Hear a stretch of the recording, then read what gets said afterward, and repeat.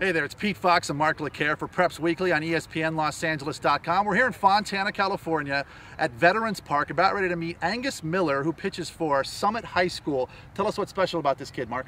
He pitches, he plays first base on the mound, 3-0 with an ERA of 2.3. Which, by the way, those are his team's only 3 wins, right? Yes, they are. He has been absolutely the go-to guy on the mound for Summit this season. He's also batting pretty well. 320 in his time at first base. He hits in the number 5 spot. He's their RBI guy, the guy they look to when they need a big hit. Anything else special we need to know about him? Absolutely. The boy was born with 7 fingers. 7 fingers. 2 on his right hand.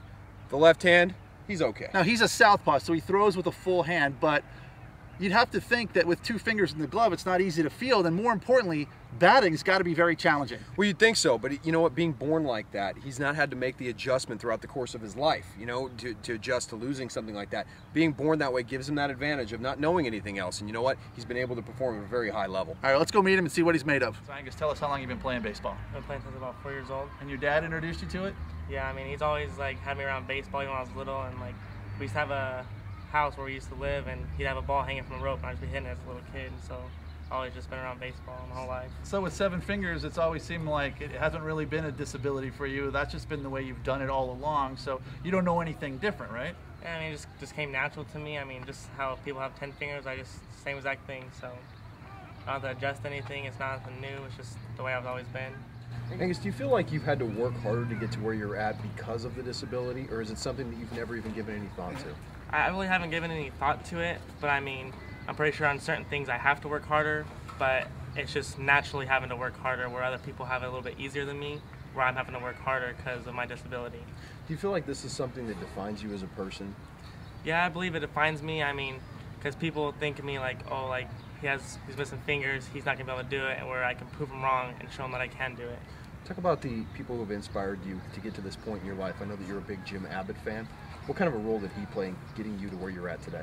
Oh yeah, he's a big inspiration to me. I mean, I've always looked up to him. I have a whole entire booklet of his cards and everything, and I mean, if he can do it missing a whole hand, I mean, anyone can do it, you know? Has there ever been a point in time where you have said something to the effect of, this would be so much easier if I had the rest of my hand, or it doesn't even factor into your daily activities, whether it's on the baseball field or at home?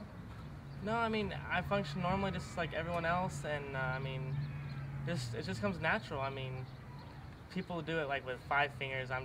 It's my whole life, it's just been 2 fingers, so it's nothing different. Just right. And when you catch in the glove, you don't have any disability or any challenges there, or how does squeezing the bat affect your hand?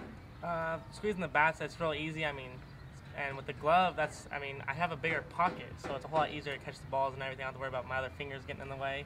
So, I mean, it's real easy. So what you're saying is it's an advantage. All right, I like that. So we're going to go out on the field here. He's going to pitch to us. We're going to throw him some balls, and he's going to take some hacks. So we're going to see how he does it.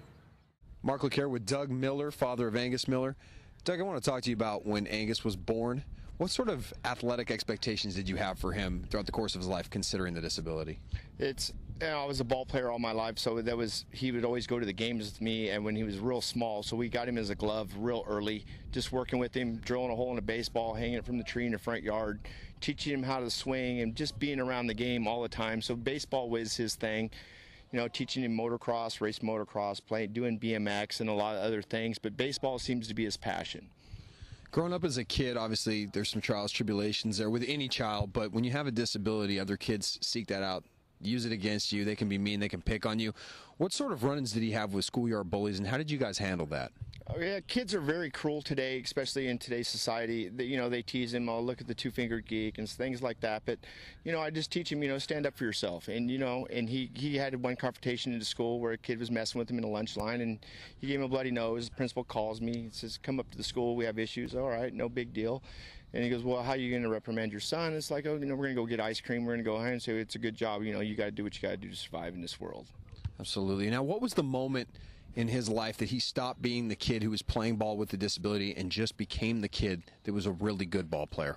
Probably around 14 in junior division. He had a couple one-hitters and really starting to bat really good around 400, where it wasn't a disability no more. It was actually he was starting to grow into his body and everything was starting to work for him. Now, he's got some pretty good numbers as a senior over at Summit High School. ERA of 2.3, batting nearly 320. What sort of plans do you guys have after the season's over collegiately? Well, we're going to sit here and ride the rest of the senior year out and see what comes to the plate as far as other schools, and if they want to look at him, his GPA's up there. But if not, we're going to pursue Mount Sac and see where that takes us from there. What's the proudest moment you've had being Angus's father? Just being his dad and seeing him how well he's become a fine young man, and how he's handled his situations in life. That's what makes me proud. Well, I guess I got to tell you, the fastball's got a lot of pop, and you weren't even giving it all to me, were you? Nah. I don't think I made contact once, Mark, but I don't think that surprises you the least bit. It really doesn't, and furthermore, I need to know where you think Pete ranks as far as competition goes at this level. I would rather not say. Could Pete start for the freshman team? Oh, absolutely. Don't even answer that. I know the freshman answer to team. that question. I don't think he could see time on the field for the freshman team. Maybe water boy. I mean, Well, unfortunately, this didn't make it on the tape, but when I was throwing batting practice to Angus, he drove a line drive right back up the box at my head, which, in my opinion, although I ended up on my backside, I fielded my position cleanly. Angus, would you care to weigh in on this? Because Mark thinks I was just going for self-defense mode. I think you would have made the play. I mean, You would have been out, right? Yeah.